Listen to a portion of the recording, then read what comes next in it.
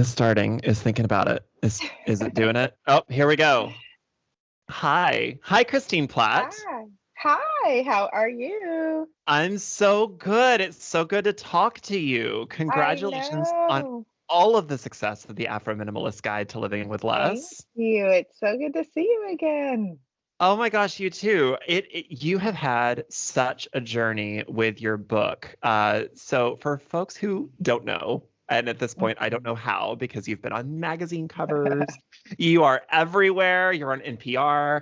Tell folks a little bit about you, about your book. Sure. So I am Christine Platt, otherwise known as the Afrominimalist. Just a Black woman trailblazing a new, I guess, trail journey in the minimalist space.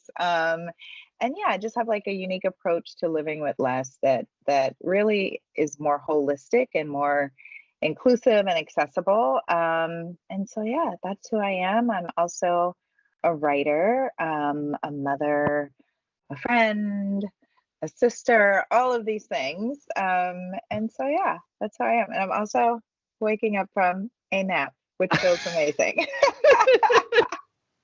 You're gonna have to tell me the secrets to taking a nap during the day because I if the sun is out, I cannot shut my eyes. I wish I could because I'm old now and I would love a nap. Yeah, we'll have a little sidebar about that. So it's January when we're recording this, hmm and a new year always brings sort of that pressure to start fresh. And in the last several years, that leads people to these extreme views of just getting rid of stuff. hmm And from what I've seen in my own life and the lives of people that I know and the lives of people on social media, we do this big, bold statement of I'm going to get rid of all my stuff and start fresh and we are going to organize and all of that kind of thing. hmm And And 2 days like later, suddenly your house is just junked back up because suddenly you're buying more things and you're filling up all of those spaces that you cleaned out. So what do yeah. folks I have to ask this bluntly, what are folks getting wrong about this time of year and the pressure that this time of year puts on people? Yeah, I mean, I think we set a lot of unrealistic expectations in January, right? Decluttering our homes often just happens to be one of them. But there's something about the new year that people feel like really compelled to just like, I can start over, I can start anew, right? And I like to say, I mean, you can do that anytime, right? For a lot of people, their new year starts on their personal new year, which is their birthday, right? For some people, the start of every month is an opportunity to start over, right? I know even some people are like, every 24 hours, it's a restart. And so I think, putting this unrealistic pressure on ourselves for every January 1st or the first month of the new year. I mean, I think that's the first sort of problem. Um, with just it's just unnecessary, right? And so I think a lot of people get it wrong in the sense that there's nothing wrong with saying like, this is the year I'm going to start decluttering, right? But putting this unnecessary weighted pressure on ourselves to do it all in a weekend or to do it all by the end of the month or to do, and I'm saying this from experience because that was a big part of my journey and how I ended up surrounded by just a whole bunch of stuff, being like, what have I done? Crying and sobbing. Everything is in the middle of the floor.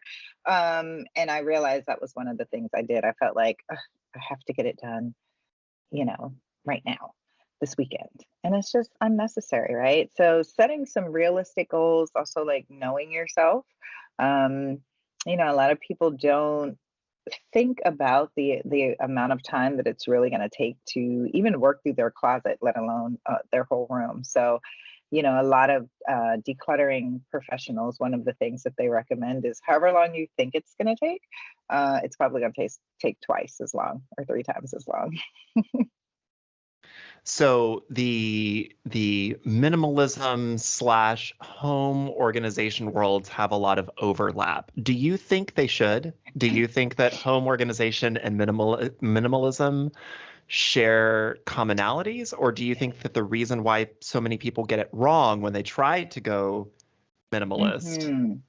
is they're Yeah, attacking it with home organization tools? exactly. Yeah. I mean, I think that there's a lot of commonalities there. Like, there's definitely some shared work. But I think the bigger part of when we think about minimalism, or, I like to say now, living with less, being a more mindful consumer, because minimalism evokes a certain type of aesthetic. Sure. Um, you know, I think it's really important. The part that home organization doesn't address is the psychology of ownership piece, which you and I have talked about many times, right? And so a lot of times people's homes are filling back up because they didn't get to the root cause of their overconsumption in the first place. All they did was declutter, right? They didn't figure out the why behind why they are buying so many things, right? They didn't figure out the why behind why it's so hard to let go. And so, like, I think that's sort of the missing link for a lot of people.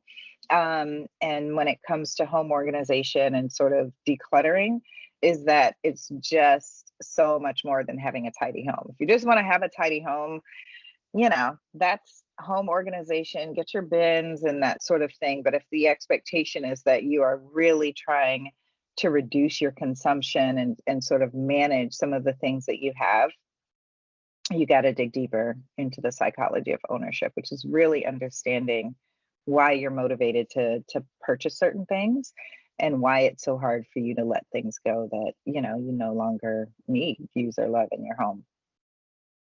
It's interesting that you talk about the psychology of our attachment to things and overconsumption because it's something that isn't ever addressed. And I think you're probably the first. I don't want to say that you're the only because I have not done an exhaustive study of the industry, but you're certainly the first Mhm. person that I ever experienced who talks about the psychology of why we want to purchase, why we want to consume, why we Mhm. continue to buy things, even though our brain says, I can't afford it, I don't need it, Yeah. I don't Yeah. necessarily You want like you this. literally just looked at the account. Like Yeah, you can't afford it, but you're like, but I have to have it, right? And so I yeah. think, yeah, for me, that was such a missing link in my own journey. Um, and I kind of wrote the book that I wish that I would have had, right? Like, I wish that I hadn't just looked at Pinterest and looked at a couple blogs, like, and like, oh, you just have to let go and you're gonna feel great, right? um, I wish that I had had something that really talked to me about the psychology of ownership and digging into, like, I had all these red sales tags. That was like a little clue for me, right? Like, why are these tags still on these things? What are all these sales stickers? Um, Also wish that, I had really understood sort of the power behind the psychology of ownership when it comes to touch, which is, I'm sure you've seen on my Instagram, I joke a lot. I'm like, don't be going around touching everything, right? Because sometimes that's part of the issue, right? Is like, Sure. you don't have the money and you gave yourself the pep talk before you walked into that store with a little red dot, but then you touch something, right? And so understanding the power of touch when it comes to the psychology of ownership and how just that initial touch is like forming partial ownership. um those are the missing links, right? And I mean, I'm also not saying that I'm the first person to talk about it, because also have not done an exhaustive search, but it has made me excited to hear that from a lot of people. If I'm not the first person to talk about it, it's definitely not something that's talked about a lot when it comes to this. And I think, that's what's so important about the way this book has sort of shifted the movement, is like we're moving away from aesthetics. It's really challenging people to look beyond minimalism as a design aesthetic and more of a practice and a lifestyle. And like, what does that really mean, and what does it entail? And what do you have to do to maintain it, right? Which is knowing your why. And all of our whys are different, right? I want to dive into the psychology of it for just a second because there is a stress component, and stress affects our mental health, our physical health. 54% of Americans say that they feel overwhelmed by clutter. 66% of Americans say that living in a cluttered or dirty or disorganized home makes them feel overwhelming stress. Mm. And I thought something else that was interesting when I was prepping for the show was the average American household has over 300,000 items in it. I Mhm. just think that's interesting. And yes, I mean, yeah, sure. Okay, I buy a pack of 24 batteries, and I guess that's 24 items, but you just start Mhm. thinking, like, Oh yeah, I that remember feels like reading a that lot piece. of things.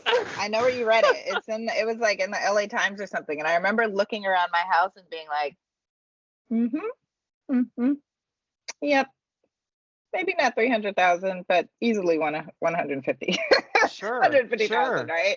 But Um, on the flip yeah. side, they tell us, okay, so you have a lot of things, you're feeling a lot of stress, and you want to grasp at something. And the thing is, what so many of us think of, okay, you have a solution, I will buy that solution from you. So the home organization industry is an $11.5 billion industry as of Mm, last year, while we're wow. all locked up. Oh my And gosh. that has Yeah. gone up over 20% every year for the last several years, however long they've been measuring Wow. it. And it's expected to go up another 20 to 25% this year. Mm. So, talk to me a little bit about this loop, both that you discovered while writing the Afro-Minimalist Guide, Oops, sorry. fine, both that you discovered while writing the Afro-Minimalist Guide in your own journey, and maybe even from your readers about how that stress cycle impacts our overconsumption.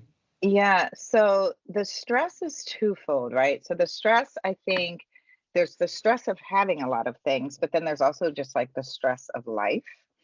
And what happens is that our desire to seek comfort in things is heightened, right? In these sort of situations. So it's not surprising to me that, home organization items that, those sales went up when we were in the pandemic, right? I'm sure there are a couple different areas, including alcohol, that if you look at the sales Sure, numbers, right? sure. Like the numbers went up exponentially. And I think that's because there are certain things that we tend to gravitate to in heightened times of stress, right? So for some people, it's going to be like those areas where they do most of their emotional spending. And so they're like, man, I looked around and like all of a sudden I have like 60 more pairs of shoes that I purchased during the pandemic and I'm not going anywhere, right? And then for other people, that heightened stress leads to them being like looking around and saying like I gotta get my house in order, right? And that piece is linked to feeling like you're not in control of anything else, and you just have to feel in control of Hmm. something, right? Hmm. And then there's just the accumulation of things that we just have acquired over time, and we're distressed because we don't know what to do with it. Like, Hmm. what should I really do with my high school track uniform, right? Like, I know I'm never gonna wear it again. I know I'm never gonna, run in it again. I don't even run anymore. Like, what am I supposed to do with it? Right. So there's like this I feel very collective. attacked right now, Christine Platt. I feel very attacked. What um, do I do with my Letterman jacket? What do I do with you my are boxes? not I was alone. so You are overachiever. not What do I do with alone. all those trophies and medals just in a storage container? I know, there's a writer, her name is Mo Brown. She's amazing, like first poet in residence at the Lincolns, like just brilliant. And she had this amazing t-shirt collection of all these poetry slams that she had done over the years. I mean, like we're thinking like over the course of like 20 years, right? And she said, Christine, I love these shirts. I don't wear them anymore. I don't know what to do with them. There's no way I can, like, what can I do? And I told her to have them made into a blanket. And there was like this. So she has this beautiful blanket, like a patchwork quilt of all the poetry slams that she went to. Right. And so it's finding ways to honor those pieces that you really want to hold on to, right? Like, I mean, shadow boxing is a wonderful way to honor some of those pieces. And I think, it's also where you figure out what do I really want to keep, right? I mean, I remember letting go of my track stuff from high school, right? Like, I don't want to look at it in a shadow box. I don't, it's okay to let it go.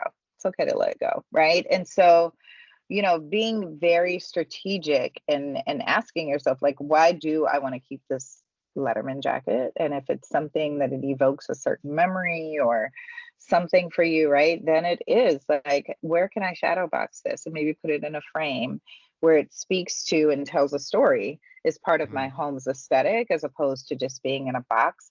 A lot of us hold on to things and keep them in boxes and in storage and stuff because it just feels good. We know where it is, we know that we have it, right? But we don't really need it or use it. We just love it. And we love, like, we know where it is.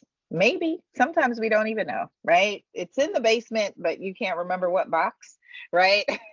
So it's like, these are the questions that you have to ask yourself. So I think it's like a combination of all of that.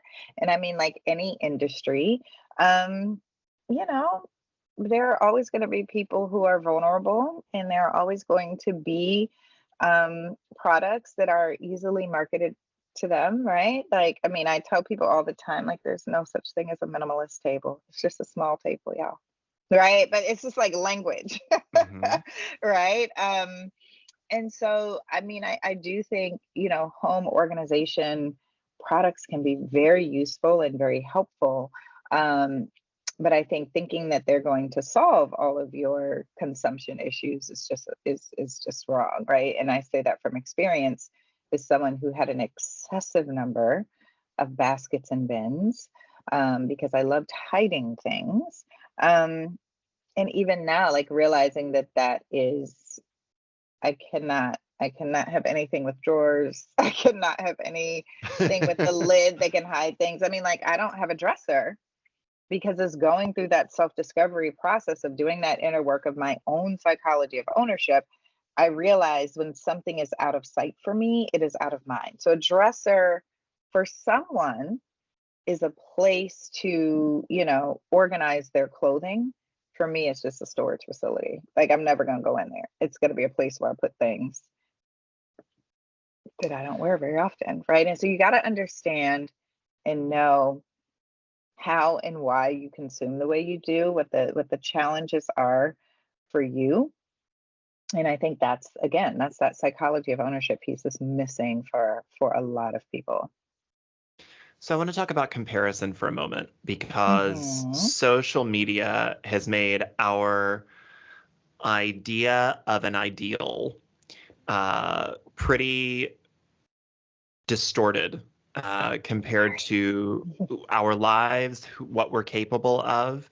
Hmm. I know a lot of people that I care about very deeply that scroll through Instagram, scroll through TikTok, and they see these, young, wealthy, very fit people saying, "Oh, if I can do it, you can do it. What's your excuse? Why aren't you at the Hmm. gym 3 hours a day? Why aren't you eating clean like this? Why aren't you doing this?" And Yeah. then, they say, "Oh, I need to get healthy." And then they try to emulate the behaviors and patterns of the people that they think are Hmm. guiding them to this healthy lifestyle. When in reality, if you just dig a little deeper, the reason that person is able to spend that time and able to spend that money is because they're propped up by a wealthy family or, Right, right. Or they have they're being paid to exactly. do so. Yeah. Exactly. So, can we talk about the role that comparison plays when it comes to our spaces, which are very, very personal things? Hmm. Clean talk is a thing. People are addicted to videos of watching people create these beautiful refrigerators and beautiful Yeah. pantries, well Yeah. stocked everything. Let's talk about that comparison for a moment. Yeah, there's something that feels good about peeking into other people's lives and seeing people doing what we think is right, right? Like, oh, they're doing it right. And I think, some of those things can be super helpful. Like, it can be nice to do some modeling and get ideas from some of these spaces. I think that, but it's also a slippery slope, right? It is like you're saying, like someone being like, man, why can't I do that? Or you start feeling bad about yourself. Why can't my home look like that? Why can't this? Why can't that? Right?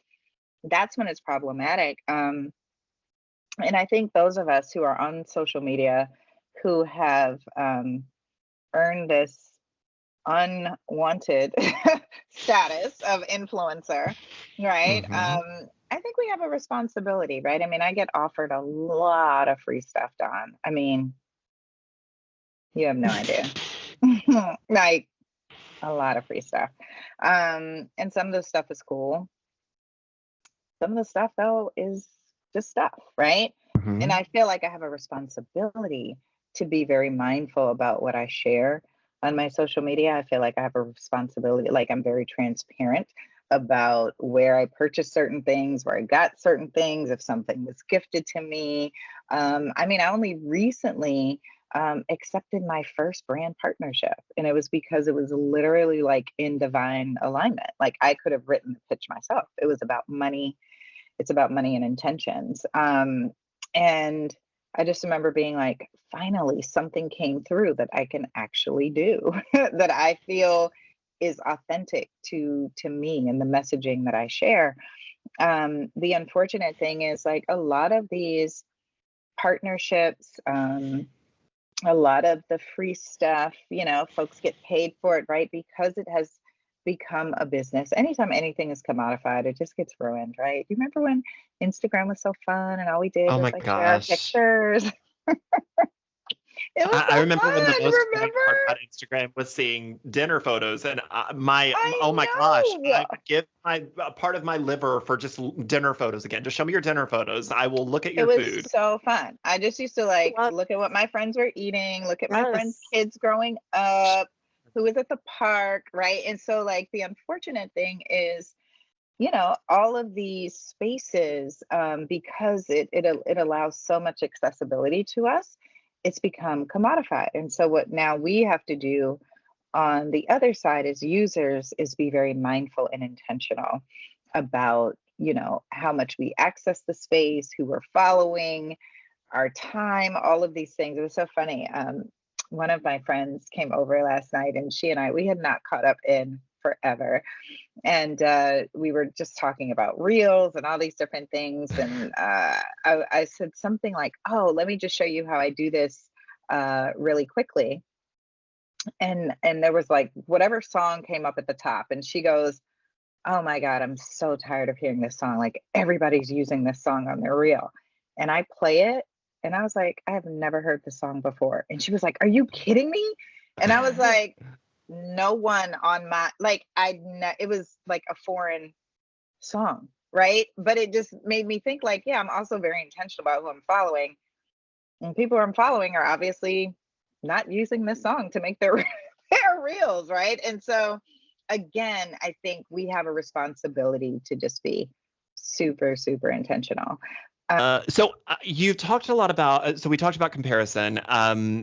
How conscious are you, as somebody that now has a platform, as somebody who's considered a content creator? How conscious are you of the way that you present yourself and your space? Because being a minimalist creator means that your space is kind of a character that other Yeah. compare themselves in their own spaces to. How conscious are you of that, and how do you deal with that? Yeah, I feel like I'm super conscious. I'm definitely super intentional about what I post, but I think most importantly, it's how I respond to Mhm. people. So, there are the comments that are like, "Oh, I want my space like this," right? And I'll be like, "Oh, you can have your space the way it works for you," right? Or I'll get Mhm. these long DMs where people would just pour their hearts out, and they'll say like, "Oh my gosh, I've been trying to declutter, and how do you get your space like this?" And then so I think part of it too is being very intentional Mhm. about how I respond to people. I also like to remind people that they're looking at my home almost 6 years into my journey. Mm. I like to throw some throwback pictures up every now and then to remind people. Like, I remember last year, it might have been a year before, I did a video of me organizing my linen closet.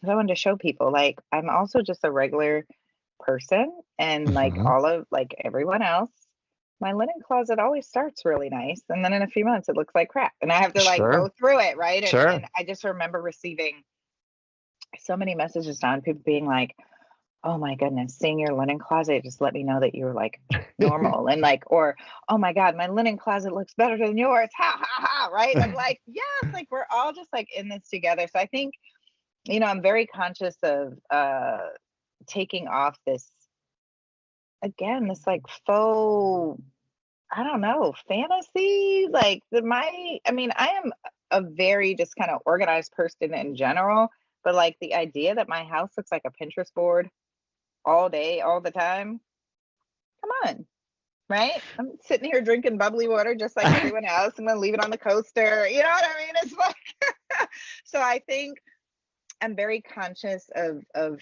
showing my space in a real way and responding to people when I see that sort of, that they're in that space we were just talking about, right? Like that idealism of, or wanting to replicate and model something, and really just trying to help them talk through that and work through that. So pretty conscious, and I try really, really hard in that regard. What I like about your platform is that you do continue to talk about intention, and you continue to talk about authenticity and doing what works for you.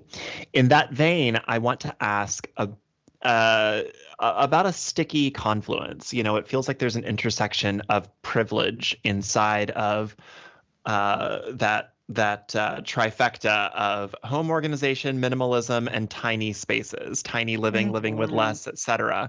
You know, people with means, people with money, glamorize and commodify living in small spaces, living in ways that many people have to live.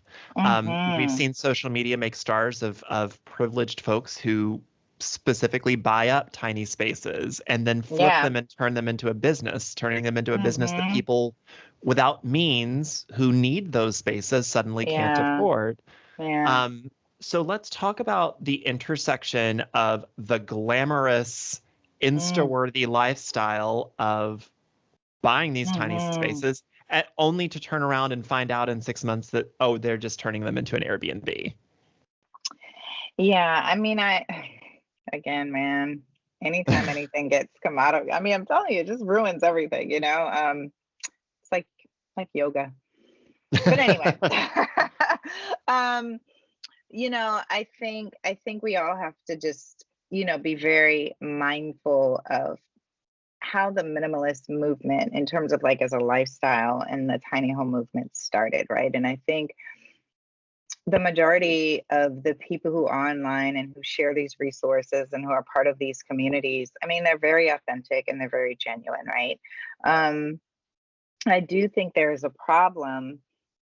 We call it glamorized poverty, right? And, you know, this glamorizing of living in a mobile home, this glamorizing it, right? And you know, I know people that are also part of these platforms who are very conscious of it, who, much like myself, like really try and speak to that, right? Like one of my friends, Renee, she's like, I know it's just super cute, you know, because me and my husband are in this, we're in this, you know, mobile home with our son, and we're just this cute little family, right? And she was like, and then I have to look outside, and like, I know there are other people in this park that are like, they're in this park because they have to be in this park. Like this is a lifestyle choice that we were able to make. So some folks are definitely aware of it. I think what's more problematic to me is how it lends people to think that this is a lifestyle that is unattainable and impossible to them, right? Which is why I'm really big on trying to make sure people understand that this is a lifestyle that's accessible to everyone. And I remember the first few times like reading up about minimalism, and you see this bed and you're like, oh my God, that bed is so perfect. Those clean lines. This is what I've been needing. And then you click on it and you're like, the bed frame is $10,000. Doesn't even come with a mattress, right? And you're like, okay, I am not in the right tax bracket to be a minimalist. Like that's what's problematic to me. I think the tiny home movement, what it does is offer people, a lot of people who might have been priced out of some of these markets, accessibility to home ownership. I think the same about the van life movement, right? And so I think it's finding those communities online, and they do exist. There are a lot of them. Diversify Van Life is one, like love that community. You know, a lot of the tiny home builders, if you follow the builders, you have an opportunity to really see how they try so hard to get just the most luxurious homes into these price points, and you can like build your home online and see how much it is. I mean, I love tiny homes. I would love to own one. I love the idea of the mobile nature of it. Like if I want to move, and I remember looking at this one particular tiny home builder, and I was like, I'm gonna trick out this tiny house, Don. I was like, it's gonna have I mean, I had like butcher block and stainless. It was like Sure, sure. everything. And it was like $183,000, right? It's a Hmm. little tiny home built in Oregon. So I also encourage people focus less on the people that have the tiny homes, right? If you find Hmm. yourself getting caught up in that, um, and look at some of the builders and look at their values and look at, they're good people. Hmm. They're good people because they understand that yes, for some people this is an opportunity to like buy tiny homes and flip them and create these online platforms to do whatever, but they understand that the majority of people who are looking for tiny homes are looking for something in particular, which is home ownership, that's affordable and accessible. They really want to reduce their footprint. They really want, you know what I mean? And so like Hmm. feel like builders. I love the tiny home builders. Hmm. Those accounts are really great. But yeah, it's again like in any industry that has become commodified or popular or a thing, a trend. Um, there is this side to it that is super glamorized, and I do think a lot of people struggle with that. And so I would say like try and follow those accounts. Like I said, if you're interested in tiny home, look at the builders. If you're interested in communities, find communities like Diversify Van Life where you can see people with literally like I just renovated I just got my grandmother's truck and I'm trying to figure out how to renovate it, to like someone who's been doing this work for a long time. But I love that you ask these questions and that you dig in so much deeper into like what this is, right? I mean, because again, these are the questions that we've just not been asking ourselves, right? And so people will say like, "Oh my goodness, I love the book," and I'm like, I'm just saying all the things that no one else was willing to say. We were all feeling it. We were all like, "Who wants to live in an all white barren space?" But here Hmm. we are, just liking all the pictures on Pinterest and liking all the pictures on Instagram, right? And I'm just the first person to be like, I'm not doing this. I'm living with color and fabric and texture, and y'all gonna have to deal, right? And so like, but it's asking these questions that you're asking me, which I think it's so important for people to ask themselves. Like, this is how we get to the why. Why do you want a tiny house? Do you want a tiny house because you saw there's some page on Instagram that you just love following and you're like, I would just love this, right? Or do you really want a tiny house because there's some goal that you're trying to achieve that is meaningful and purposeful to you, right? Hmm. And we have to ask ourselves these deeper questions with these things. Like, why am I doing this? I have one final question for you, and it's a bit of advice because when I told listeners of my show that we were going to talk again, one of the things that they most wanted to ask was, and I love your platform because you bring in people into minimalist spaces and organization conversations that are not normally invited. You bring Hmm. in people of color, you bring in queer people, you bring in people who haven't always been seen as folks with money or means, etc. So there's a level of possession where folks grew up holding on to things, typically in very Mm. impoverished families, just in case. Hmm. Just in case that blender might be broken, but there's parts in it that I could use to repair my new Hmm. blender if I need. Hmm. The one thing that I kept being told by listeners was, well, I grew up in poverty and I don't like feeling like a hoarder, but I hold on to things because I I might need those parts to fix something. I might need them later on. What is your Hmm. advice to people who hold on to things? What encouragement do you have for folks who want to live more intentionally but have to exist in a hold on just in case I need a Yeah. part. Hold on just in case I Yeah. can't afford. Well, I think too that's the language there, right? You don't have to exist in that space, right? And I think one of the reasons people find me relatable is like, oh, I've shared stories from my childhood. I mean, I grew up impoverished as well. I mean, I think it's all of this has Hmm. been like this part of my journey, right? It's like growing up not having, being first gen and having the means to have, not knowing what to do and having too much of all the things, right? And like figuring this out. And so like you don't have to exist in this space of holding on just in case, right? I have found giving, at least, or I mean, it's much easier for me now. So I'm going to think back to when I first started, and I would still just be like, "Oh, but I might, but I might, but I might." Giving yourself a time frame, right? Because the clinical definition of hoarding is holding on to something for future use. You don't know if you'll ever use it, right? And so giving yourself a time frame is usually helpful, right? It's almost like part of this work, Don, is like learning how to trick yourself out of some of these habits and behaviors. So I'll give a few. So giving yourself a time frame, saying like, if I don't use this within 6 months, right? And then once you get to those 6 months, you let it go. Start shortening that time frame. Another thing that you can do is if you think you're going to need something, just put it in a box if you have room, right? Put all the stuff in the kitchen that you think you might need, put it in a box, seal it up, and put it in your basement. And say, if I don't have to go in this box within 30 days, donate it unsealed, right? Like don't unseal it, don't look and see what's in there, right? So it's almost like, finding ways to trick yourself. And what you realize is you're never going to use those things. You're just not going to use them because you haven't used them, right? It's just this security piece, right? And so again, it's why I like to encourage people to do that inner work, to understand their own psychology around ownership, right? Because so much of it, I talk about it starting in your childhood.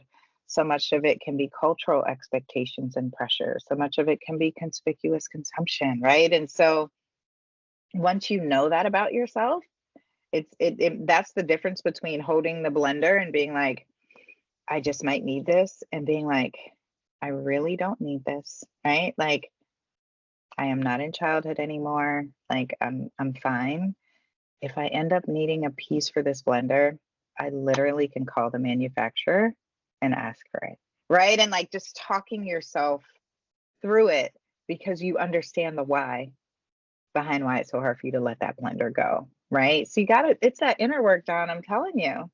You gotta do the inner work. And people, I think it's scary. It sounds scary maybe initially, but I mean, I haven't met a single person who has not been empowered by it. It has been the only way that I've been able to maintain my practice, right? I know that I have an affinity for a bargain. It's never going to go away because it's from my childhood, right? But I can pick up something, right? Even though, I try not to be touching everything, but let's say I pick up something and because it's on sale, and I tell myself, that's why I say like, you do not need this. It's okay. And guess what? Sales happen all the time. Like people, they'll DM me and they're like, my God, I've been waiting for this couch to go on sale, but I don't have the space for it now. But I'm like, should I get it and like put it in storage? And I'm like, let's read that back. Right? And they're like, oh my God. And then I'm like, how many times has this store had their semi-annual sale? I'm like, semi-annual sale is like every 2 months, right? Yep. So yeah, I mean, I encouraging people to just really do that inner work and be encouraged and understand like it's a journey, it's a process.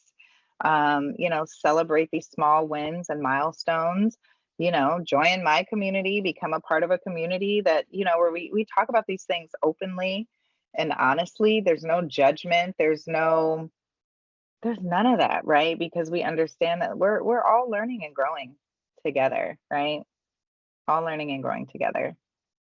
Christine Platt, thank you so much for taking the time to be here. The book is The Thank you. Afrominimalist Guide to Living with Less. If folks want to get in touch with you or see more of your journey and your inspiring community building, where can they do that? Well, they can find me on Instagram at Afrominimalist and online at theafrominimalist.com. You can also find me in your comments. You know, I have been taking your lessons after I have been getting stuff out of storage. That this wall is your doing. Yes, I'm so I, proud of you. I'm I so have proud been of you. getting rid of things and falling back in love with the things that I own, all because of you. So thank you so much for the work that you do, Christine Platt. Best of luck to you. Thank you so much for being here. Thank you, Don.